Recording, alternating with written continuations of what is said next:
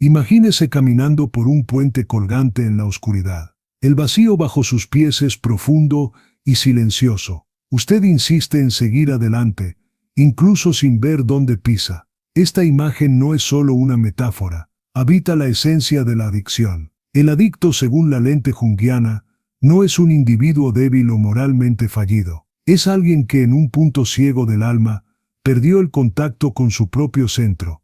Y para lidiar con el dolor de ese abismo, busca llenarlo con un sustituto, la sustancia, el comportamiento, el impulso repetitivo. Carl Jung afirmó que la sombra, ese conjunto de contenidos reprimidos, rechazados o negados por la conciencia, no desaparece, exige expresión. Cuando la conciencia se cierra, la sombra encuentra salidas por las brechas, compulsión, fuga, compulsión, fuga. Y como una serpiente, la adicción ofrece su lente de escape, prometiendo alivio, olvido, ligereza. Pero el precio es devastador, la expulsión del self. Al principio la chispa parece pequeña, una copa de más, un clic impulsivo, un suspiro necesario. Pero adquiere fuego propio. Es una chispa que por rechazo de la conciencia, se convierte en incendio. Lo que antes era sombra reprimida, ahora aflora como deseo insaciable. Y esto crea un círculo vicioso. Cuanto más la persona se aleja de la intención consciente, más se hunde en los brazos seductores de la adicción. Hay una cruzada interna sucediendo, de un lado el yo consciente, que intenta mantener postura, integridad, límites del otro, la sombra arqueada que susurra, solo un poco, y el dolor desaparece. Y el puente comienza a ceder, cada dosis, cada compulsión, es un paso dado sin ver, hasta que por fin, el caminante cibernético, se pierde completamente en su propio laberinto. Entender esa chispa inicial es fundamental, porque Jung nos revela, quien no conoce su sombra está condenado a proyectarla. En la adicción esto se vuelve literal, lo que era sombra invisible ahora es proyectado en el objeto, que gana poder mágico, y mientras no sea integrado, seguirá capturando la psique inconsciente. Por eso en la etapa Undine, reconocemos la adicción no nace en la sustancia, nace en el alma. Un grito silencioso que pide atención, un pedido desesperado de reintegración. Sin esto el círculo se cierra, y con cada impulsión, el adicto se aleja del eje. En cada dependiente hay una historia no contada, no la historia externa, de las recaídas, de las pérdidas, de los tratamientos, sino una historia interior, una narrativa sofocada de abandono, de carencia, de separación del núcleo esencial. Jung sabía que la adicción es el lenguaje arquetípico de una herida psíquica que aún no ha sido simbolizada. La sustancia o el comportamiento compulsivo no son el problema, son el ritual, el medio por el cual el alma intenta comunicar algo que la mente aún no puede comprender. Y ese algo es casi siempre un trauma silencioso, una ausencia de sentido, un afecto negado, una vivencia donde el sujeto no se sintió más íntegro. Por eso Jung dijo que la adicción es, muchas veces, un intento fallido de reencontrar lo sagrado. El adicto en el fondo es un buscador, él busca trascendencia, éxtasis, liberación. Pero como perdió el contacto con la fuente interior, intenta beber de la fuente externa. Y esta casi siempre está envenenada. En ese punto, la dependencia ya no es solo química o conductual, es simbólica. La droga o el vicio se vuelve tótem, un ídolo ante el cual el adicto se arrodilla diariamente, pidiendo alivio. Y como un sacerdote sin templo, repite el mismo rito, la búsqueda, la euforia, el colapso, y después, la culpa. Jung alertaba donde no hay conciencia, el arquetipo toma el trono. Y el arquetipo del salvador sombrío, aquel que promete paz por medios autodestructivos, domina el campo psíquico del adicto. A cada repetición, el self se aleja más. El individuo ya no sabe dónde termina el dolor y dónde comienza la compulsión. Pero hay una rendija, una brecha de luz, un instante en que el adicto, incluso en el fondo, tiene una visión: algo está profundamente mal. Y si él consigue nombrar ese momento, si consigue permanecer consciente en esa grieta, entonces puede nacer el inicio de la reintegración. Porque la adicción no es solo destrucción, Es un llamado radical a la individuación. Grita, mira hacia adentro, ve lo que falta, ve lo que estás intentando silenciar. Y esa visión, por más dolorosa que sea, es el comienzo de la cura. El momento de euforia, aquel instante en que la sustancia o el comportamiento promete alivio, expansión, ligereza es real. Pero es también el mayor engañador, porque en el corazón de la adicción habita una contradicción esencial. El mismo gesto que busca liberación se transforma, inevitablemente, en prisión. Carl Jung veía esta trampa como un fenómeno arquetípico, el arquetipo del placer que devora. Inicialmente se presenta como un amante, seductor, liberador, acogedor, pero poco a poco se revela como un depredador, exigente, posesivo, insaciable. Aquello que fue buscado como salvación se convierte en condena, y el adicto se ve prisionero de algo que él mismo eligió. La trampa está en el deseo inconsciente de retorno al útero, al estado primordial de fusión y confort absoluto. La adicción ofrece una simulación de ese estado, anestesia el dolor, silencia el ruido, disuelve los contornos del ego. Pero esa disolución no es integración, es fuga. Y cuanto más el sujeto huye, más se pierde de sí. El placer en ese punto ya no es placer, se vuelve compulsión. Y la compulsión es el anverso del deseo, es el deseo que perdió su centro, su símbolo, su alma. Jung decía que todo síntoma tiene un propósito, incluso el más autodestructivo. La adicción como síntoma revela que hay un núcleo interior que perdió la capacidad de simbolizar el placer de forma saludable. Es por eso que el adicto repite, no porque sea débil, sino porque perdió el camino de vuelta al símbolo. Él ya no sabe cómo alegrarse sin castigarse, ya no sabe cómo tocarse sin herirse, ya no sabe cómo vivir sin morir un poco en cada impulso. La repetición compulsiva entonces se convierte en la verdadera cárcel. Y esa cárcel es invisible, pues está instalada en el alma. Incluso lejos de la sustancia, el adicto aún puede estar atrapado en el ciclo arquetípico que ella representa: carencia, llenado, culpa, castigo, promesa de redención y reinicio. No se rompe ese ciclo con fuerza de voluntad, se rompe con conciencia,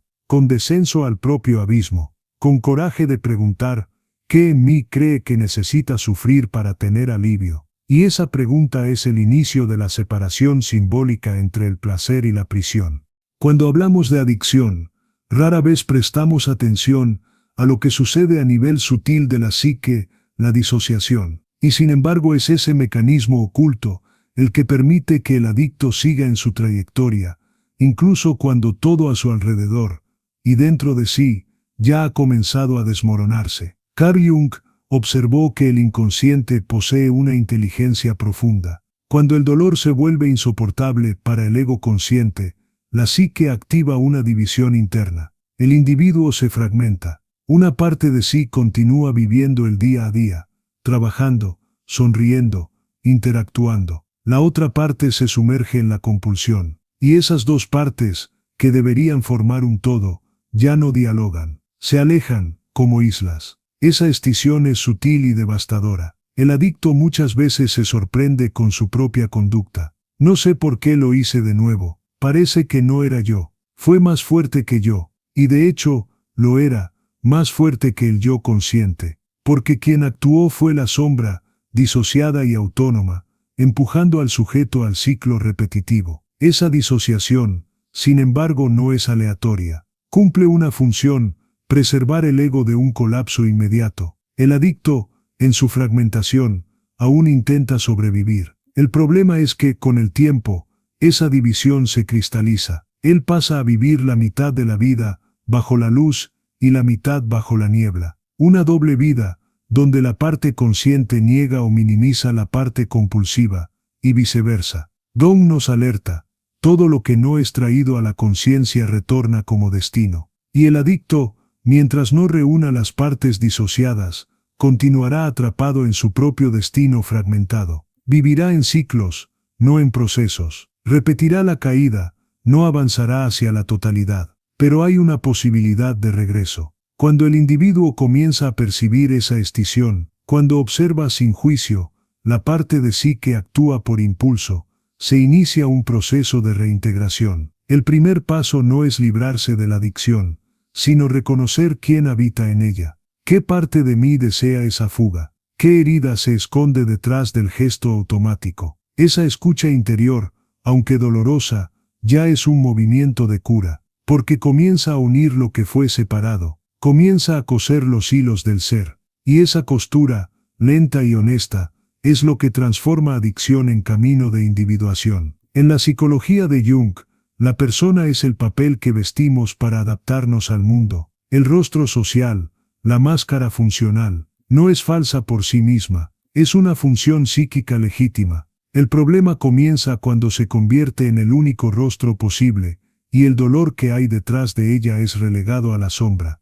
En la adicción, esa disimulación alcanza niveles profundos. El adicto, muchas veces, es maestro en mantener las apariencias. Ríe en las cenas, cumple plazos, incluso aconseja a amigos. Pero por dentro, hay una desesperación que lo consume. Esa discrepancia entre lo que se muestra y lo que se vive es terreno fértil para el enraizamiento de la adicción. Pues mientras el mundo elogia a la persona, el alma sangra en secreto. Jung señalaba que cuanto más desarrollada es la persona, más fuerte tiende a ser la sombra correspondiente. El adicto que se muestra siempre productivo, puede cargar una sombra de agotamiento y fuga. El que es visto como carismático, puede ocultar una desesperación por validación. Y el que parece estar siempre en control, internamente, vive en colapso. La adicción, entonces, se convierte en la válvula de escape de la persona, un territorio oculto donde el dolor no necesita ser negado, donde el colapso puede ser vivido, aunque de forma autodestructiva. El uso de la sustancia, el gesto compulsivo, el comportamiento obsesivo, todo esto sirve como compensación psíquica. Ver enónicamente, ofrece al sujeto algo que la persona no permite, permiso para sentir lo que está reprimido. Pero ese alivio es temporal. La persona regresa exigiendo rendimiento, y el sujeto, fragmentado entre la máscara y la adicción, se hunde en un juego de disfraces. El ciclo se intensifica, cuanto más intenta mantener el papel, más necesita la válvula, cuanto más usa la válvula, más frágil se vuelve su estructura social. Este es un punto crucial en la psicología del adicto.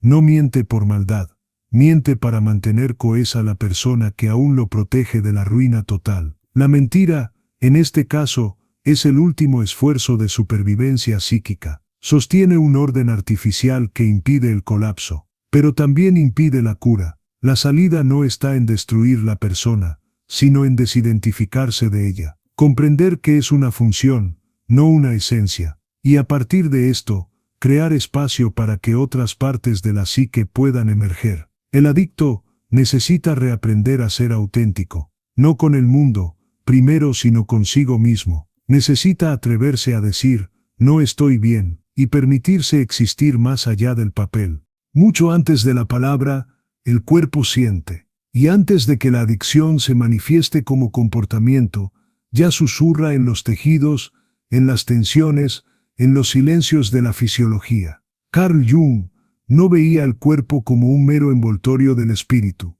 sino como un oráculo, un canal donde los símbolos se encarnan y donde la psique traduce en síntomas aquello que no encuentra expresión consciente. En el adicto, el cuerpo es territorio de batalla. Es allí donde el conflicto entre deseo y represión toma forma, en las manos temblorosas, en el estómago apretado, en el sueño fragmentado. La sustancia, o el comportamiento compulsivo, se convierte en un código somático, un ritual inconsciente que busca apagar esas señales. Pero apagar no es curar, es solo hundir aún más el símbolo. La adicción es corporal no solo por los efectos fisiológicos de la droga o del hábito, sino porque es el cuerpo el que carga el dolor crudo que lo psíquico no quiso sentir. La garganta seca, la mandíbula apretada, los ojos que evitan el espejo, todo habla. Jung decía que donde hay resistencia consciente, el inconsciente buscará otro canal.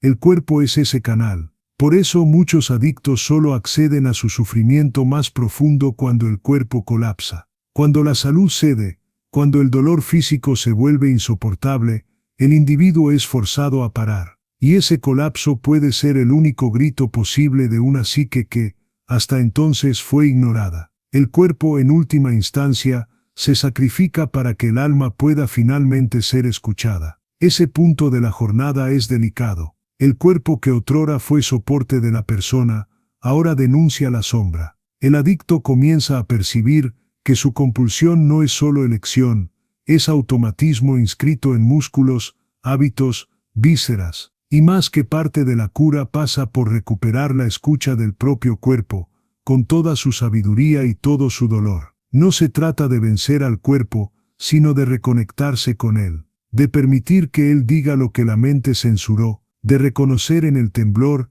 en la inquietud, en el cansancio, no solo síntomas, sino símbolos. El cuerpo, cuando es escuchado, se vuelve aliado, y su dolor deja de ser solo castigo, se convierte en mensaje. Al devolver a la carne el lugar de oráculo, el adicto comienza a recuperar algo más antiguo que la adicción, la sensación de habitarse a sí mismo. Y ese regreso es profundamente terapéutico, pues lo que cura no es solo el alejamiento de la sustancia, sino el reencuentro con el templo que siempre estuvo ahí, implorando ser escuchado, el propio cuerpo. Hay una tendencia cruel y silenciosa en la cultura moderna, señalar al adicto como una desviación, una anomalía, un problema aislado. Pero Jung sabía que el adicto, muchas veces, es el espejo más desnudo de una sociedad que se niega a encarar su propia sombra colectiva. Él es el chivo expiatorio de un inconsciente social que no quiere mirar su hambre, su desamparo, su prisa por consumir todo, incluso el alma. El adicto, al perderse en sus compulsiones, termina encarnando los excesos que el mundo entero intenta negar. Él siente demasiado, busca demasiado, colapsa demasiado. Pero ¿será que su dolor es solo suyo, o será que él sin querer está cargando en su carne la represión de una cultura que idolatra el rendimiento y desprecia la fragilidad? Carl Jung observaba que el inconsciente colectivo se manifiesta por medio de símbolos universales, pero también a través de comportamientos que se repiten como epidemias. La adicción, en ese sentido, es un fenómeno colectivo. Su raíz no está solo en la historia personal, sino en la forma en que el mundo moderno vació lo sagrado, descalificó el silencio y transformó al humano en engranaje. El adicto se convierte entonces en aquel que ya no soporta más participar de esa farsa. Él escapa, no hacia la libertad, sino hacia una prisión que al menos es suya. Su caída no es solo individual, es una denuncia viva de que algo en el tejido social también enfermó, y como no hay espacio para esa denuncia, el adicto es marginado, medicado, aislado. Pero en la visión junguiana, es precisamente en el marginado donde reside la clave de la transformación. La sombra rechazada tiene el poder de restaurar la totalidad, y cuando la sociedad excluye al adicto, excluye su propia posibilidad de curarse, porque en él está lo que todos temen encarar: el vacío, y también el deseo innegociable de llenarlo con algo que sea verdadero. Si miramos con ojos simbólicos, veremos que el adicto es un iniciador, aunque inconsciente. Él desciende a las tinieblas del consumo, del colapso, de la vergüenza, y de allí puede emerger con una sabiduría que ningún especialista es capaz de ofrecer: la sabiduría de quien vio el fondo y eligió volver. Esa elección, sin embargo, solo se vuelve posible cuando hay acogida, cuando hay espacio para que el dolor deje de ser representado como tragedia y pase a ser escuchado como mensaje. Y eso exige un cambio profundo de la sociedad, de las familias, de los vínculos. Exige que dejemos de tratar la adicción como un fallo y comencemos a reconocerla como lenguaje, un lenguaje extremo, pero aún así un lenguaje del alma. La adicción no es el fin, es el grito de un comienzo que aún no ha encontrado forma, un llamado radical para que la vida sea vivida con alma. Y quizás, al escuchar esa verdad, la sociedad también necesite descender, no a la adicción, sino a su propia sombra. Culpa. Esa palabra, densa y pegajosa, se cierne sobre la vida del adicto como una niebla silenciosa. No es la culpa funcional, aquella que emerge cuando un error pide reparación. Es una culpa existencial,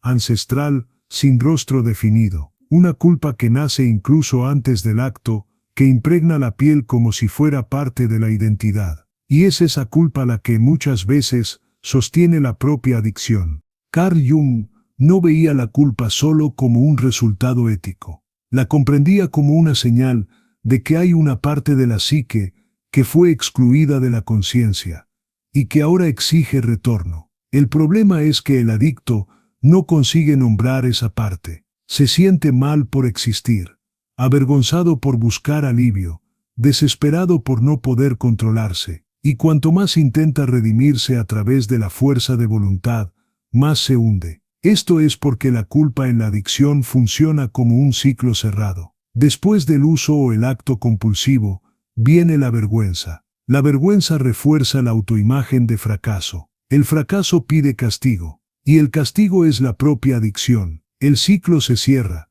y el alma se pierde en los pasillos de la autoaniquilación. En ese punto, el adicto ya no busca placer, busca castigo. Usa, consume, repite, porque en el fondo cree que merece sufrir. Jung hablaba del complejo como un sistema de energía autónoma dentro de la psique, y en el adicto, el complejo de culpa es uno de los más potentes. No solo influye en el comportamiento, moldea la identidad. El sujeto ya no se ve como alguien en sufrimiento, sino como alguien defectuoso. Y esa creencia es un campo fértil para la repetición. Pero esa culpa, paradójicamente, también es un pedido de rescate. Es la señal de que hay un ser fragmentado esperando ser reintegrado. El problema es que en una cultura moralista, el adicto rara vez encuentra espacio para este tipo de escucha. Se le aconseja controlarse, purificarse, alejarse del mal, pero nadie le enseña a coger su culpa como símbolo,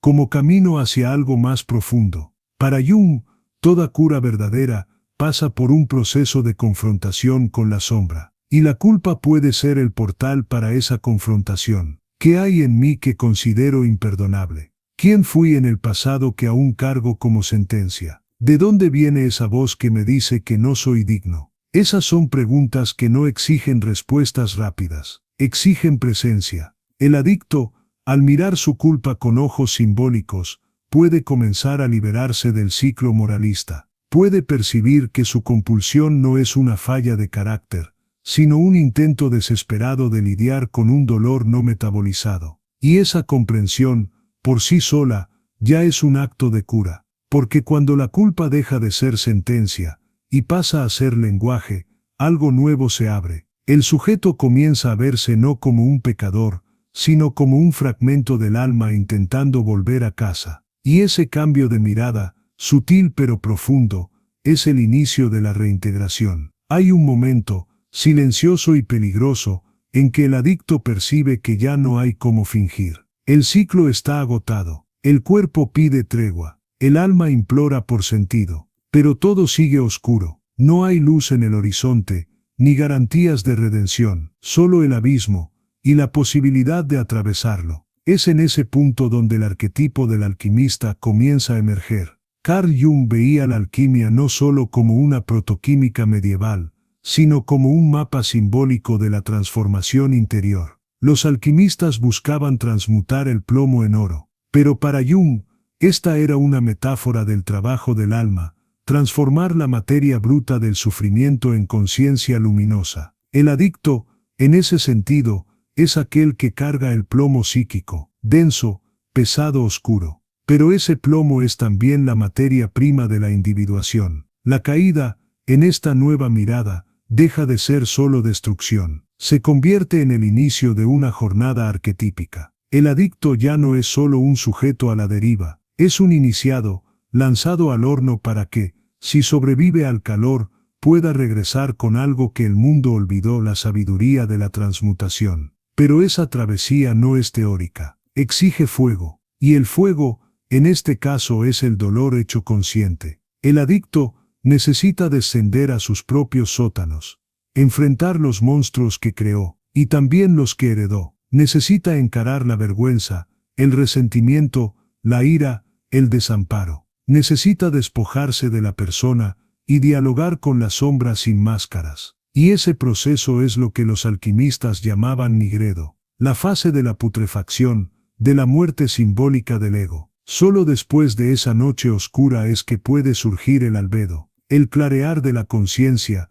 el inicio de la reintegración. En esta etapa, el adicto comienza a percibir que su compulsión hablaba de una ausencia más profunda, ausencia de sentido, de pertenencia, de conexión con algo mayor. Y al ver esto, él puede comenzar a buscar un nuevo lenguaje para sus deseos. La adicción entonces se convierte en profesor, no porque sea bella o romántica, sino porque enseñó, de forma brutal, que no se puede vivir fragmentado. Enseñó que ninguna fuga sustituye el enfrentamiento, que ninguna sustancia suprime el llamado del alma, y que todo dolor, por más corrosivo que parezca, contiene en sí la semilla de la mutación. La alquimia no exige pureza, exige verdad, exige que el adicto deje de intentar ser quien no es, y comience a acoger a quien siempre fue. Ese gesto, simple y devastador, es lo que transforma al adicto en un iniciado, alguien que cayó,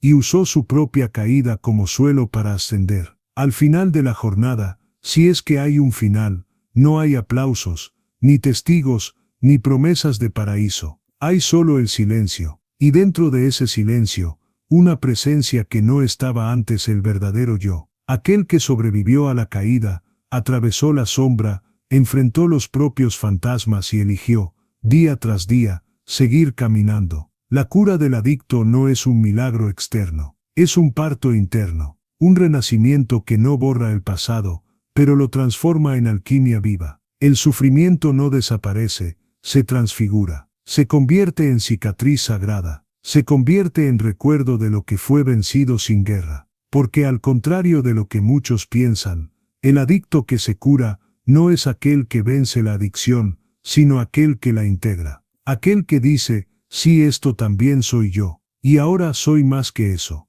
Carl Jung llamaba a ese punto integración del self, la unificación de los opuestos, el encuentro entre la sombra y la luz, entre el instinto y el espíritu, entre la adicción y el valor. Es un punto de no retorno, no porque el peligro haya desaparecido, sino porque algo en el sujeto cambió para siempre. Él ahora sabe quién es, y saber quién se es, profundamente simbólicamente, es el verdadero antídoto contra el vacío que alimentaba la compulsión. Esa conciencia trae un nuevo tipo de fuerza, una fuerza sin esfuerzo, una fuerza que no grita, pero sostiene. El adicto ahora se convierte en referencia para otros, no por arrogancia, sino por presencia. Él no necesita enseñar con palabras, su camino ya enseña, su dignidad silenciosa, su honestidad cruda, su capacidad de mirar a los ojos y decir, yo estuve allí, y elegí volver. Esa es la verdadera redención,